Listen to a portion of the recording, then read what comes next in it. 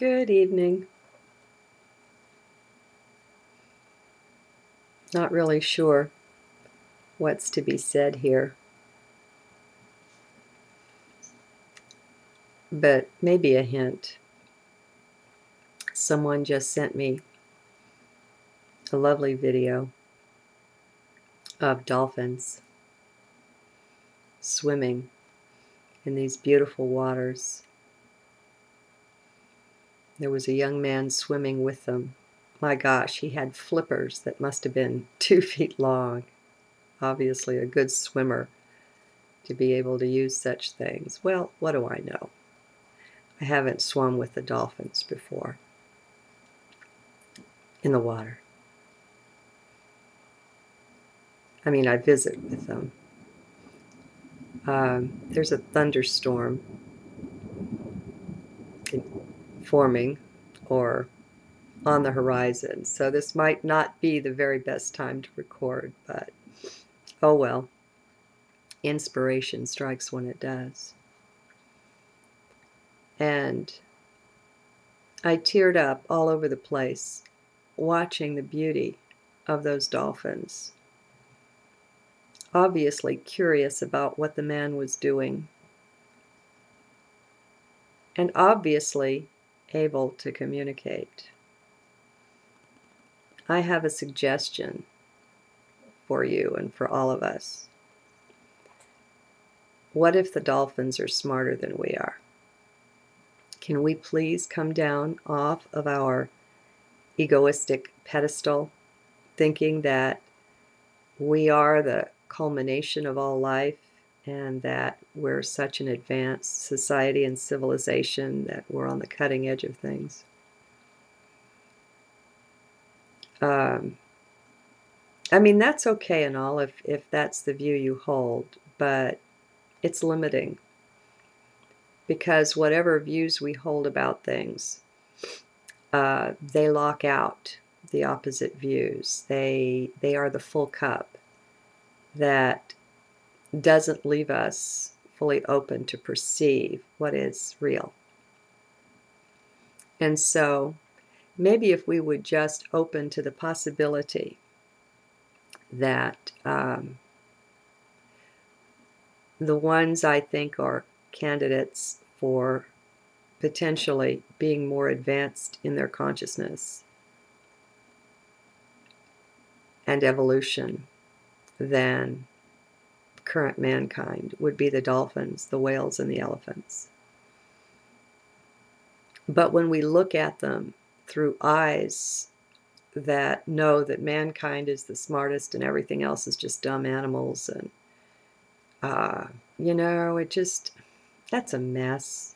Can we all please climb down out of the head and get back into the heart, where we can begin to commune with life again? That's my deep desire. A lot of life hasn't had its DNA messed with the way we have. I believe that we've had our DNA snipped, that what is called junk DNA is just inactive, and that it's being activated now, at least partially, due to the radiation of the photon belt that we're already entering the fringes of. I mean, come on, we've got years, thousands of years cycles that are culminating here. And we're down to the wire on this. We fully enter this photon belt towards the end of 2012, I guess. But, it's not a black and white thing. We're in it now, just not with the full intensity. And so frequencies and vibrations are rising everywhere. Now, anyone who has a dog or a cat, or perhaps even a bird, knows, and probably whatever kind of pet you have, that your animal sees more than you do. Your animal hears more than you do. My dog sets off all the time at I don't know what. And you've seen a cat do the Halloween thing looking at empty space. So I think it's a good bet that mankind was once able to perceive across more frequencies too. And so we're more complete as we look at and read our animal friends, and they share with us what they perceive. Humility. I call for a dose of worldwide dose of humility. Let us step out of the arrogance of the head and into the heart. And let's all begin to commune with nature again. You know, we already do. In heart, we're there.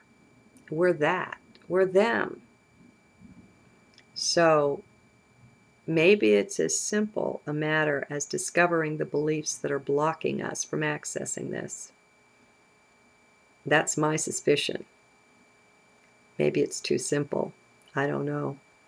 But you know, sometimes when we discover wisdom, we're shocked at the simplicity of it. It's humorous almost, you know, the complexities that mind builds things into, only to find out that the underlying truth is very simple, very basic, and very solid. What is it that makes us not want to look at this, not want to open to this? I don't know. I will share this with you, though. You're everywhere at once. When you're in heart, you're everywhere at once. You're every when too. But for now, let's look at everywhere. And as you grow more confident in that, you're able to adventure with it. I have a water purifier. And it separates out the acid in the alkaline stream. And, you know, this body having had cancer, I'm very interested in keeping it in as much of an alkaline state as possible. But I bless my water. I don't take it straight out of the purifier or the tap, even the bath water anymore. I bless it.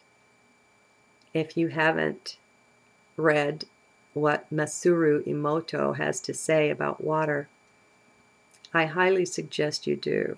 It will be a great boon.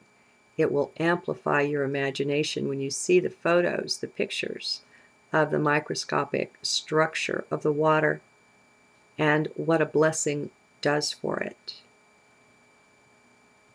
It's phenomenal. It will bust up a bunch of dead beliefs that need to be busted up and eliminated. Emoto will help you with that. And you will realize that you can have instantaneous change on the molecular structure of a substance of water based on the word you say over it, based on the intent. You can even write the word on the container. And then he flash freezes the water and examines it under the electron microscope, I guess, with the ability to take beautiful photographs. And it's amazing. All right, so I bless the water.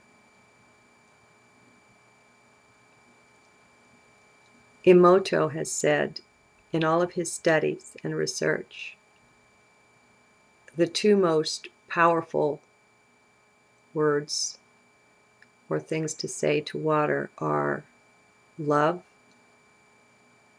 and thank you. So love and thanksgiving. And it's easy enough. I take my big jug. I have it here. I take my big jug as I have it filled with water. Can you see? And there, see, I even put wealth on there. And there's gratitude. And we have what? There's thanks and purity and peace and joy, bliss, and there's love. And there are crystals in there as well. So anyway, as I bless my water, it's not just this water. Why should it be? Nothing is separate. And so I and the blessing often go out to sea with this. And we find ourselves round the world where all the water is, sending love and blessings and healing and strength and forgiveness, asking forgiveness for what we do with it and for its ignorance, its non-awareness, and its arrogance. If we didn't have this arrogance that we do, thinking that we're the best and we're the finest and we own the earth and we can and should be able to do anything we want with it, it's an attitudinal problem, the way I see it. But anyway, the beings are aware of us. Nature knows. When you walk down the street, when you walk through the park, through the forest, nature is very aware of you. So is the water. And it's grateful to be acknowledged. They're able to read us, the beings of nature. And we can read them too, but we've forgotten how. And so that was my prayer tonight. To get over the bitterness and the residual anger at seeming to be trapped here in this 3D matrix, this level of consciousness. We have a history, friends, that we bring with us through many incarnations. Don't think that you're going to find the source and the understanding of all of your traits and your abilities and your attitudes in this one lifetime, because you won't. You're ancient. And one of the things I've had drawn to my attention earlier in this lifetime is that I've had a momentum of resentment at being as if I was dumped off in 3D and left, at being cut off from my higher senses and the ability to see and commune with beings on other dimensions, that kind of thing, with an angel. I used to cry over the fact that you can't hug an angel. Sometimes I wanted to hug so much. Life has been kind of hard, as it is for all of us at times in 3D. And so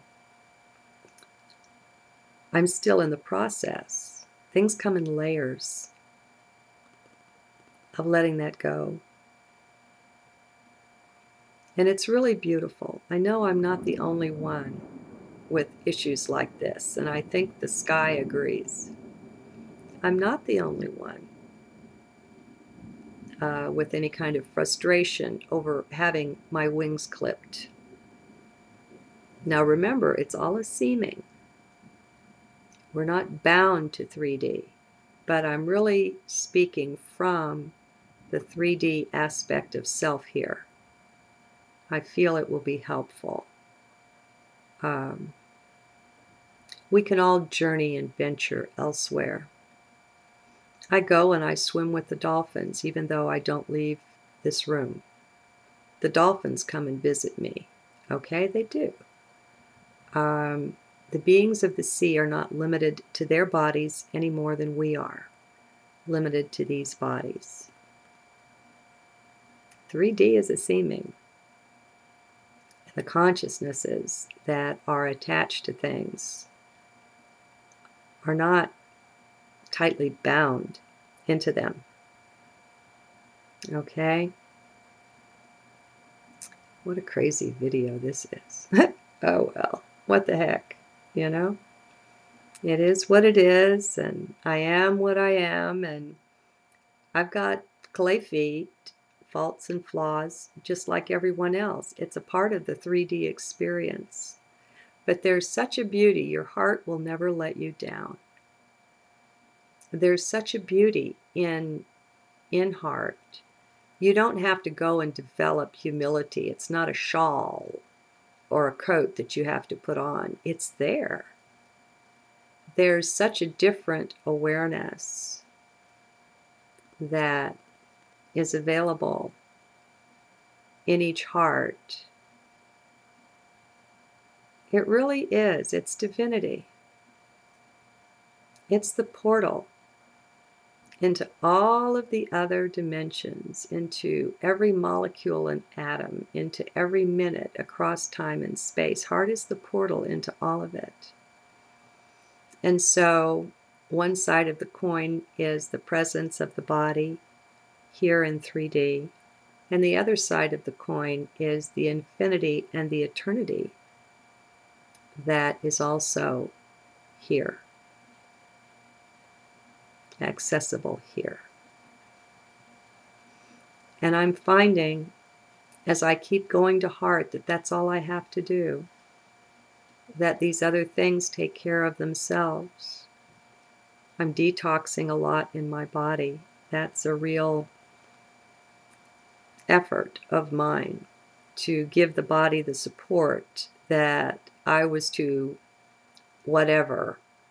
care about when I was younger.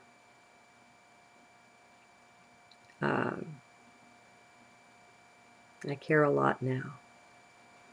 But I'm finding that just constantly making the effort to touch bases with heart, to be in heart, to see from heart, to hear from heart, to look from heart at whatever is before me is a very educational thing. There's growth and development there that, again, it's not that you have to become something better than what you already are.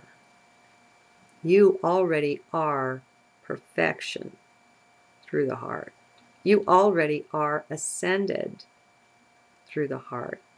Time, space, it's all one. It's all now. Therefore, you're just ascended as you are not. You're in all of your lifetimes, and you're on the other side, and you're in between. It's all now. It's all one. It's all accessible. And no, it doesn't make a lick of sense to 3D mind. So what? What's that got to do with anything? You know, mind wasn't made for this. We've been using the wrong tool for the job. You know, the hammer, trying to solder the circuit closed with the hammer. It'll never work. And we can spend as many lifetimes as we like chasing the mental route to salvation. You can understand all the scriptural and spiritual teachings of the world. With your mind, it won't get you there. I don't care what kind of a scholar you are, it won't get you there. Which isn't to say don't do it. You do what your heart calls you to do. I guess that's the other thing that's really important. I'm finding it almost a thumbprint of this awakening that we're all having, this rise in consciousness, is that we're all discovering that nobody else's enlightenment will do. Nobody else's attainment, nobody else's great understandings. They can be like an advisor to us. But putting our reliance in anything offered by somebody else, in anything external, isn't the way of it. It's great to garner and gather these things. A wise man doesn't reinvent the wheel. There's nothing wrong with it. But the kingdom is within, and it's within you. And so my words are only good as an advisor. You're the king, you're the queen of your domain, your kingdom of heart. Let's rule. See you in heart.